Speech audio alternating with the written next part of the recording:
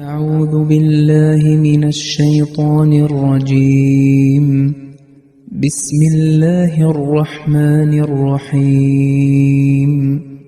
يا أيها الذين آمنوا أنفقوا مما رزقناكم من قبل أن يأتي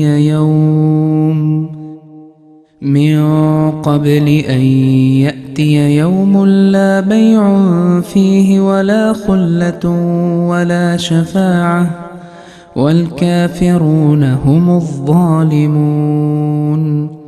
അസ്സലാമു അലൈക്കും വറഹ്മത്തുള്ളാഹി വബറകാതുഹു. സൂറത്തുൽ ബഖറ ആയത്ത് 255. അർത്ഥം: വിശ്വസിച്ചവരെ, ക്രയവിക്രയമോ മൈത്രി ബന്ധമോ ശുപാർശയോ ഇല്ലാത്ത ഒരു നാൾ വരുന്നതിനു മുമ്പ് നാം നിങ്ങൾക്ക് നൽകിയിട്ടുള്ളതിൽ നിന്ന് നിങ്ങൾ ചെലവ് ചെയ്യുക. നിഷേധിക്കുന്നവർ തന്നെയാണ് അധർമ്മകാരികൾ. സയ്യിദിന ഹസ്രത്ത് മുസ്ലിം മൗഊദ് റളിയല്ലാഹു അൻഹു ഈ ആയത്തിൻ്റെ തഫ്സീറിൽ പറയുന്നു: ഈ ആയത്തുകളിൽ നിന്ന് വ്യക്തമാകുന്നത് ഇസ്ലാം സക്കാത്തും അതുപോലെ മാലെ ഗനീമത്തും പോലുള്ള ധനത്തിൽ നിന്നും പാവപ്പെട്ടവർക്കും ദരിദ്രർക്കുമായി ഒരു ഫണ്ട് രൂപീകരിക്കുക മാത്രമല്ല ചെയ്തത്, മറിച്ച് മുസ്ലിങ്ങളോട് പൊതുവായി തന്നെ ദരിദ്രർക്കും പാവപ്പെട്ടവർക്കും വേണ്ടി സദഖകളും ദാനധർമ്മങ്ങളും ചെയ്യാൻ കൽപ്പിച്ചിരിക്കുകയാണ്. പറയുന്നു: നിങ്ങൾക്ക് വാഗ്ദാനം ചെയ്യപ്പെട്ടിട്ടുള്ള പുരോഗതികൾ കണ്ട് ഇനി മുതൽ നമുക്ക് കൂടുതൽ ത്യാഗങ്ങൾ ആവശ്യമില്ല എന്ന് നിങ്ങൾ ഒരിക്കലും കരുതരുത്. നിങ്ങളുടെ ഓരോ ചുവടിലും നിങ്ങൾക്ക് ത്യാഗങ്ങൾ ചെയ്യേണ്ടതായി വരും. ഓരോ ഘട്ടത്തിലും നിങ്ങളുടെ സമ്പത്ത് അള്ളാഹുവിൻ്റെ മാർഗത്തിൽ നിങ്ങൾക്ക് ചെലവാക്കേണ്ടതായി വരും.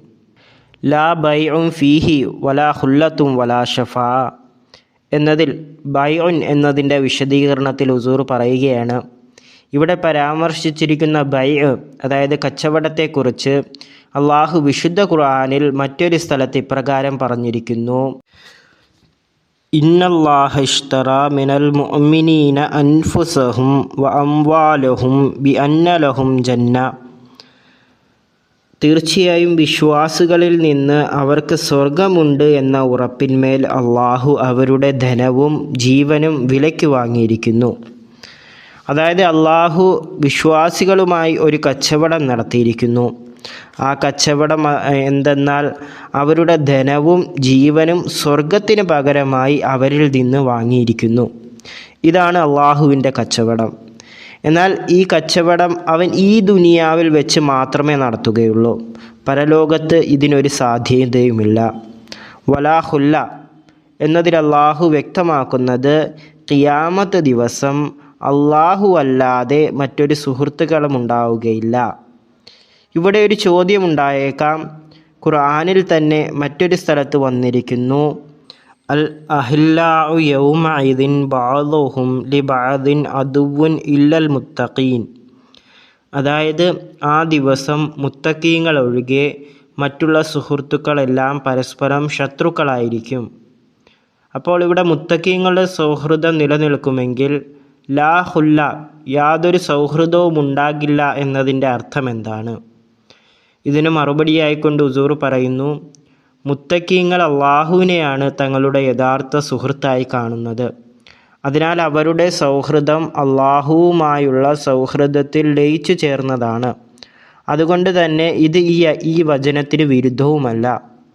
യഥാർത്ഥത്തിൽ അള്ളാഹു ഇവിടെ ശ്രദ്ധ ക്ഷണിക്കുന്ന യഥാർത്ഥ വിഷയം എന്തെന്നാൽ, ഇന്ന് നിങ്ങൾക്ക് അള്ളാഹുവിനെ സുഹൃത്താക്കണമെങ്കിൽ ആക്കിക്കൊള്ളുക, അല്ലാത്ത പക്ഷം ഖിയാമത്ത് ദിവസം അവൻ നിങ്ങളുടെ സുഹൃത്താവുകയില്ല. എന്നാൽ ഇന്ന് നിങ്ങൾ ആരെയാണോ സുഹൃത്തുക്കളാക്കുന്നത് ആ ദിവസം അവരുടെ സൗഹൃദം നിങ്ങൾക്ക് ഉപകാരപ്പെടുകയുമില്ല. മാത്രവുമല്ല, നിങ്ങൾ പരസ്പരം ശത്രുക്കളായി മാറുകയും ചെയ്യും. വലാ ഖുല്ല എന്നതുകൊണ്ട് ഉദ്ദേശിക്കുന്നത് അള്ളാഹുവിന് പകരം അള്ളാഹുവിൻ്റെ സ്ഥാനത്ത് കരുതുന്ന മറ്റുള്ള സുഹൃത്തുക്കളെയാണ്. വലാ ഷഫാ എന്നതുകൊണ്ട് ഉദ്ദേശിക്കുന്നത് ഈ ദുനിയാവിൽ വെച്ച് തന്നെ നിങ്ങൾ അള്ളാഹുവുമായി ബന്ധം സ്ഥാപിക്കുകയും അവനെ നിങ്ങളുടെ കൂട്ടുകാരനാക്കുകയുമാണ് ചെയ്യേണ്ടത്. അല്ലാത്ത പക്ഷം അവിടെ നിങ്ങൾക്ക് ഒരു കൂട്ടുകാരനെയോ ശുപാർശകനെയോ ലഭിക്കുകയില്ല. ഈ ആയത്തുകളിൽ നിന്ന് മനസ്സിലാകുന്നത് ഈ ലോകത്ത് അള്ളാഹുവിനെ തങ്ങളുടെ രക്ഷാധികാരിയും ശുപാർശകനുമാക്കിയവർക്ക് മാത്രമേ ആ ദിവസം ശുപാർശയ്ക്ക് അർഹതയുണ്ടാവുകയുള്ളൂ. അള്ളാഹുവിൻ്റെ അനുവാദമില്ലാതെ ഒന്നിനും സാധ്യമല്ലാത്തതിനാൽ അവനെ യഥാർത്ഥ ശുപാർശകൻ എന്ന് വിശേഷിപ്പിച്ചത്. അള്ളാഹു പറയുന്നു, യൗമഇദിൻ ലാ തൻഫഉ ശഫാഅതു ഇല്ലാ മൻ അദിന ലഹുർ റഹ്മാനു വറളിയ ലഹു ഖൗല. സൂറ ത്വാഹ ആയത്ത് 110. പരമകാരുണികൻ ഏതൊരാൾക്ക് ശുപാർശ ചെയ്യാൻ അനുമതി നൽകുകയും അയാൾക്ക് വേണ്ടി സംസാരിക്കുന്നത് ഇഷ്ടപ്പെടുകയും ചെയ്തുവോ അങ്ങനെയുള്ളവർക്കല്ലാതെ അന്നാളിൽ ആർക്കും ശുപാർശ പ്രയോജനപ്പെടുകയില്ല. ഈ ആയത്തിൽ നിന്ന് വ്യക്തമാകുന്നത് പരലോകത്തെ ശുപാർശ അള്ളാഹുവിൻ്റെ അനുമതി കൂടെ മാത്രമേ നടക്കുകയുള്ളൂ. അതുപോലെ ഈ ആയത്തിന് ശേഷമുള്ള അടുത്ത ആയത്തിൽ അള്ളാഹു പറയുന്നു, മൻസല്ലദി യശ്ഫഉ ഇൻദഹു ഇല്ലാ ബിഇദ്നിഹി. അള്ളാഹുവിൻ്റെ അനുവാദമില്ലാതെ അവൻ്റെ അടുക്കൽ ശുപാർശ ചെയ്യാൻ കഴിയുന്നവൻ ആരാണ്? അതുപോലെ ഹദീസുകളിൽ നിന്ന് വ്യക്തമാകുന്നത് ഖിയാമത്ത് ദിവസം മുഹമ്മദ് നബി സല്ലല്ലാഹു അലൈഹി വസല്ലമയ്ക്കും മുൻകാല പ്രവാചകന്മാർക്കും പുറമെ തിരുനബി സല്ലല്ലാഹു അലൈഹി വസല്ലമയുടെ ഉമ്മത്തിലെ ചില വ്യക്തികൾക്കും ശുപാർശ ചെയ്യാമെന്നാണ് ഇബ്നു മാജ. ഈ ഹദീസിൻ്റെ വിശദീകരണത്തിൽ ഹുസൂർ പറയുന്നു, മുഹമ്മദ് നബി സല്ലല്ലാഹു അലൈഹി വസല്ലമയുടെ ഉമ്മത്തിൽ നിന്നുള്ള ഇത്തരം വ്യക്തികളുടെ ശുപാർശ വെറുമൊരു ദില്ല് മാത്രമായിരിക്കും, അതായത് ഒരു നിഴൽ രൂപത്തിൽ മാത്രമായിരിക്കും. യഥാർത്ഥ ശുപാർശകൻ മുഹമ്മദ് മുസ്തഫ സല്ലല്ലാഹു അലൈഹി വസല്ലം തന്നെയാണ്. അവർ നബി തിരുമേനി സല്ലല്ലാഹു അലൈഹി വസല്ലമയുടെ ശുപാർശയ്ക്കായി അപേക്ഷിക്കുകയും തിരുനബി സല്ലല്ലാഹു അലൈഹി വസല്ലം അള്ളാഹുവിനോട് ശുപാർശ ചെയ്യുകയുമാണ് ചെയ്യുക. ഹദ്റത്ത് മസീഹ് മൗഊദ് അലൈഹി സ്വലാത്തു വസ്സലാമും തൻ്റെ ഗ്രന്ഥമായ കശ്തിയെ നൂഹിൽ ഇതേ ആശയം തന്നെയാണ് വിവരിച്ചിട്ടുള്ളതും. ചുരുക്കത്തിൽ ഒരു മനുഷ്യൻ അള്ളാഹുവുമായും അവൻ്റെ റസൂലുമായും ആത്മീയ ബന്ധം സ്ഥാപിക്കാത്തിടത്തോളം കാലം അവന് യാതൊരുവിധ ശുപാർശയും ലഭിക്കുകയില്ല. വൽ കാഫിറൂന ഹുമുൽ ളാലിമൂൻ. സത്യനിഷേധികൾ തന്നെയാണ് അക്രമികൾ എന്ന വചനത്തിൽ വ്യക്തമാകുന്നത് അവർ ചെയ്തത് മറ്റുള്ളവരോടുള്ള അക്രമമല്ല, മറിച്ച് അവർ സ്വന്തം ആത്മാക്കളോട് തന്നെയാണ് അക്രമം പ്രവർത്തിച്ചത്.